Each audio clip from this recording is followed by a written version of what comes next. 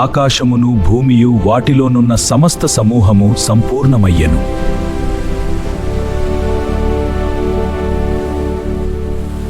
దేవుడు 7వ దినమున తన పని అంతటి నుండి విశ్రమించెను.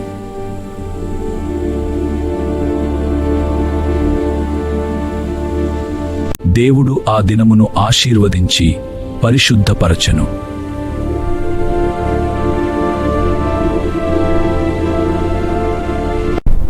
అప్పుడు భూమి మీద ఇంకా మొక్కలు మొలవలేదు.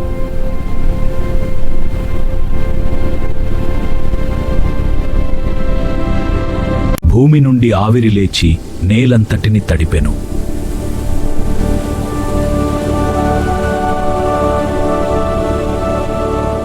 దేవుడు నేలమంటితో నరుని నిర్మించి జీవవాయువు ఊదెను.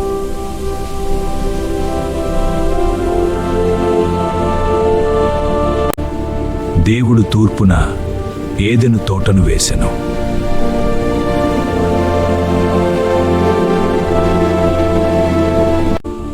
జీవవృక్షమును మంచి చెడ్డల తెలివినిచ్చు వృక్షమును తోట మధ్యన ఉంచెను.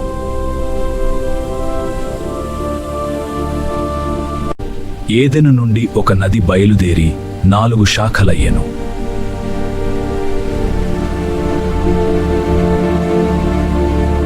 దేవుడు నరుని తోటను కాచుటకు ఉంచెను.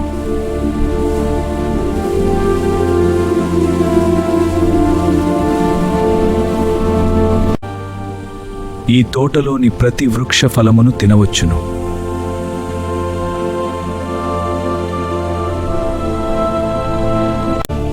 మంచి చెడ్డల తెలివినిచ్చు వృక్ష ఫలము తినకూడదు.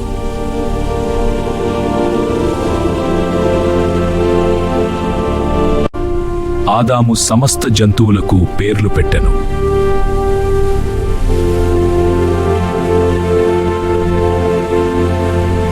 ఆదామునకు సాటి అయిన సహాయము కనిపించలేదు.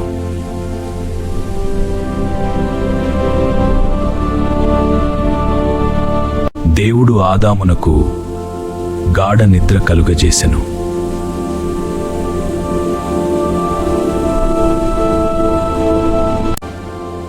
దేవుడు ఆదాము ప్రక్కటెముకతో స్త్రీని నిర్మించెను.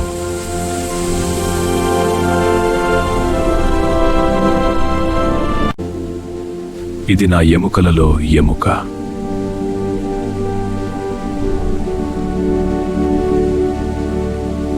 వారు దిగంబరులయుండిరి, అయినను సిగ్గు ఎరుగలేదు.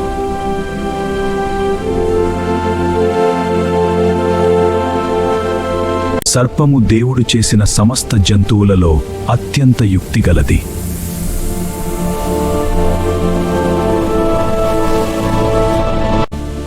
ఈ తోటలోని చెట్ల ఫలములను తినకూడదని దేవుడు చెప్పెనా?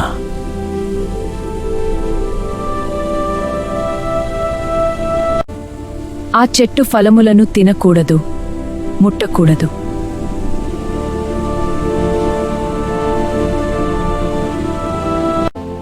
మీరు చావరు, మీ కన్నులు తెరవబడును.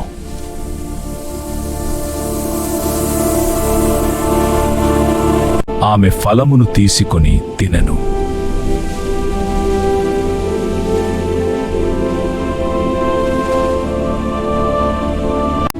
ఆమె తన భర్తకును ఇచ్చెను, అతడు కూడా తినెను.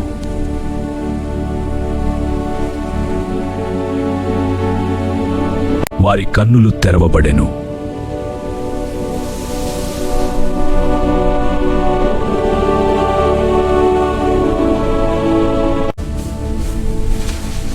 వారు అంజూరపు ఆకులతో వస్త్రములు చేసుకొనిరి.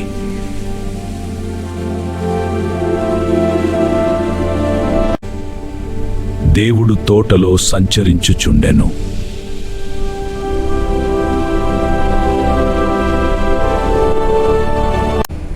ఆదామా, నీవు ఎక్కడ ఉన్నావు?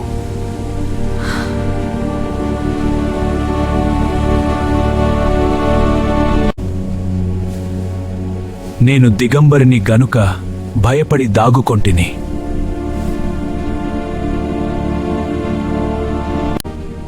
నీవు నాకిచ్చిన స్త్రీ ఇచ్చెను.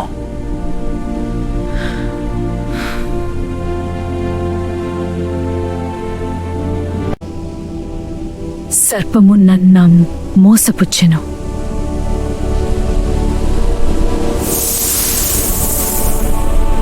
నీవు నీ కడుపుతో ప్రాకుచు మన్ను తిందువు.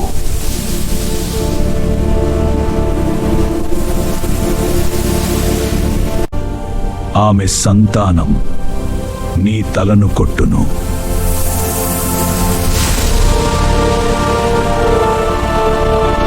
ప్రయాసతోనే నీవు బ్రతుకు దినములన్నీయు ఆహారము తిందువు.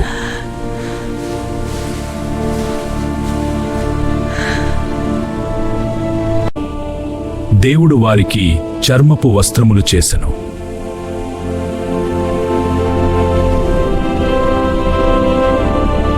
దేవుడు వారిని ఏదెను తోట నుండి పంపివేసెను.